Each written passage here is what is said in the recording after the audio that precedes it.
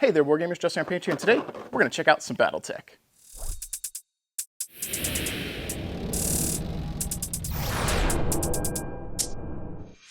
I'd like to welcome you guys back to the channel. If you are new here, please Alpha Strike that like and subscribe button. And if you're a returning viewer, thank you so much for continuing to tune in and help support what I do.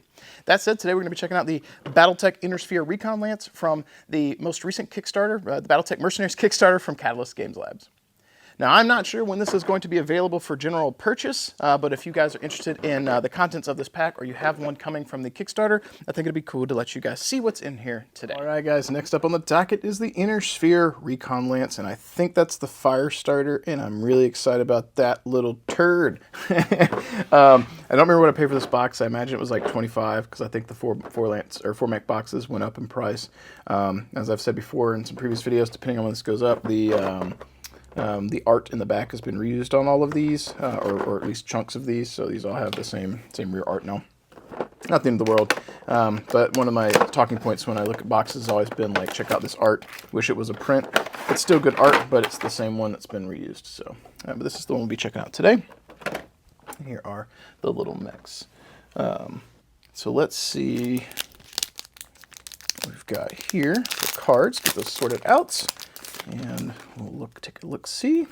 All right, so we got this guy here, that guy here, whoops, that guy here, and it's indeed a fire starter. I'm excited about that. Excited about it. So in Harebrained Schemes Battletech, this is one of my favorite mechs to use early on, because you can absolutely slam him full of machine guns or small lasers and cap out jump jets, and this guy can just run up behind people and just be a backstabber. So he's just like, phew, laser vomit or machine gun vomit or both with the smalls. His range is really short, but he can jump forever and just get behind you and just wreck. It's a fun little mech. Early on, he's super helpful, so I've always had a soft spot for him after playing that game. First up here for unit cards, though, we've got the Spectre coming in at 33 points, usable in the Clan Invasion through the Dark Age, or excuse me, the Ill Clan era.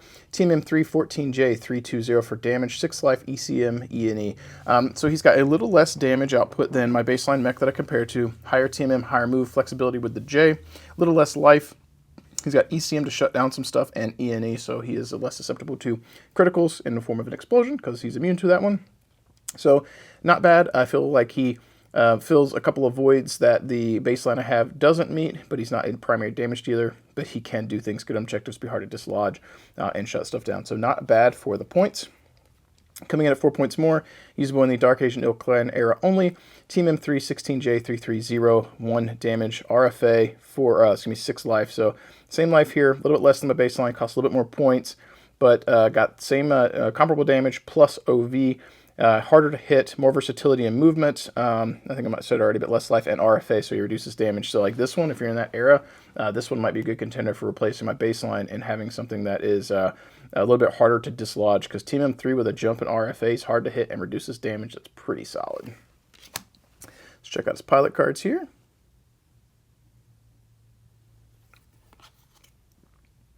And another Merrick. And let's check out that little guy, the Spectre, and is that him? Him. I'm not familiar with the model here. I want to try and get in tight, a little bit tighter on here. The camera's been giving me some problems trying to focus today. Cockpit looks nice, good area to paint. Apologize if you guys hear my phone, it's going nuts. This is a little annoying because we keep getting these kind of things that are almost like little crater points that you got to clean up. At least it's on the underside, you're not really going to see. That's not too bad. Like the jets, pretty cool. Yeah, all in all, not too bad. The obvious mold line cleanup you need to do, but not a bad looking little guy. Next up, and my favorite in this box, we're going to go with the Fire Starter. Fire Starter. So at 20 points, usable in all of the areas. Team M2, 12J, 210 for damage, 6 life, heat, and rear. He can shoot backwards. This guy's going to be just trying to get up close, probably jump behind somebody, like I mentioned in Harebrained Schemes. Hit him with the 3 damage on the rear and one of them applying heat. Not too bad. At 20 points, you're contending with some light mech bros, though, like the Locust, that'll have similar damage output, albeit a little bit less life. So he's going to be more of a close support guy because he can't run out on his own as quickly. But once people push up, he can jump behind and be a right nuisance. So I do like that in things that apply heat. In Alpha Strike in particular, heat is brutal. It's brutal. So next up, we got the, was that 2 points more? Yeah, 2 points more. Firestarter usable in the clan invasion up through the Ill Clan era. Team M2, 12J, 110, 6 life, AMS, ECM, heat, and rear. The AMS is nice because it's going to reduce damage. The ECM's nice because he shuts stuff down. He's only 2 points more. If you got the points and you're playing in the right era, he does lose 1 point of damage. So I don't know.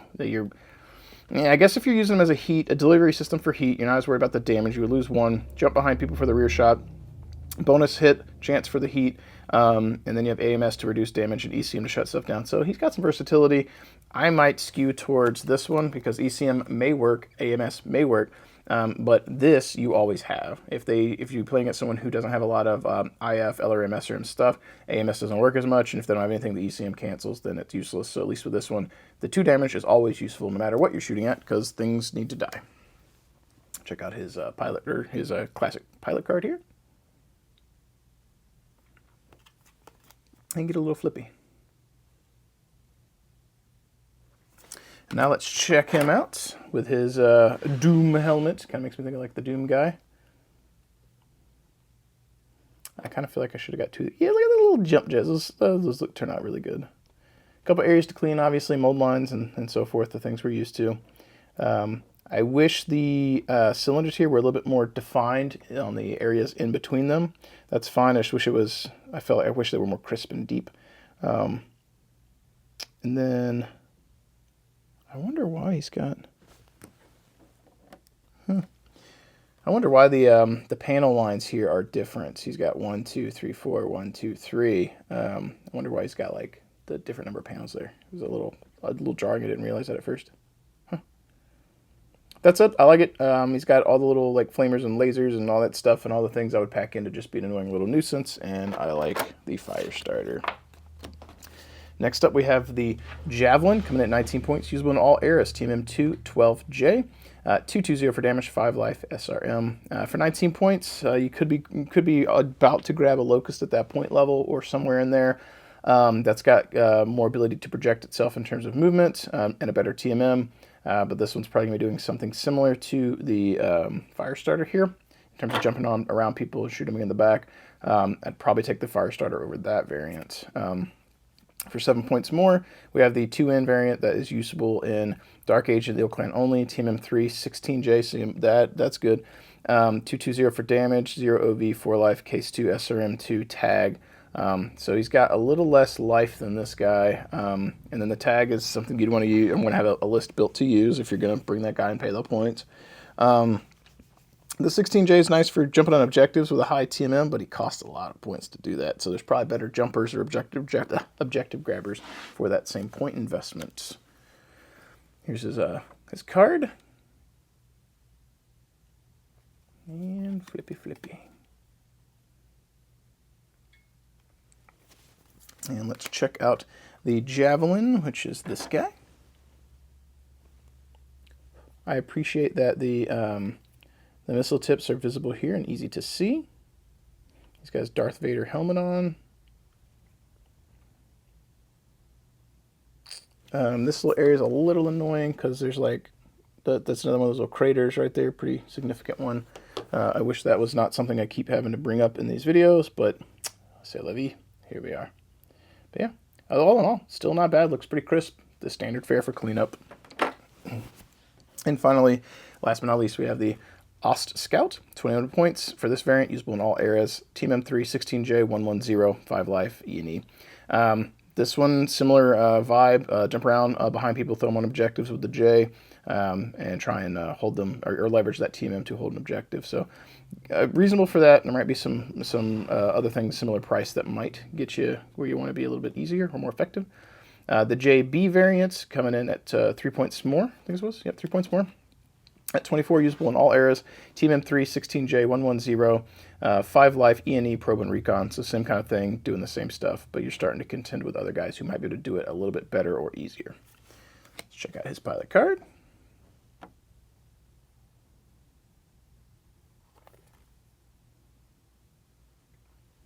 And then finally, we will check out the mini here, the OST Scout. This has definitely got some like old school retro sci-fi vibes to me. Look at those legs. Look at those legs. Dig the cockpit.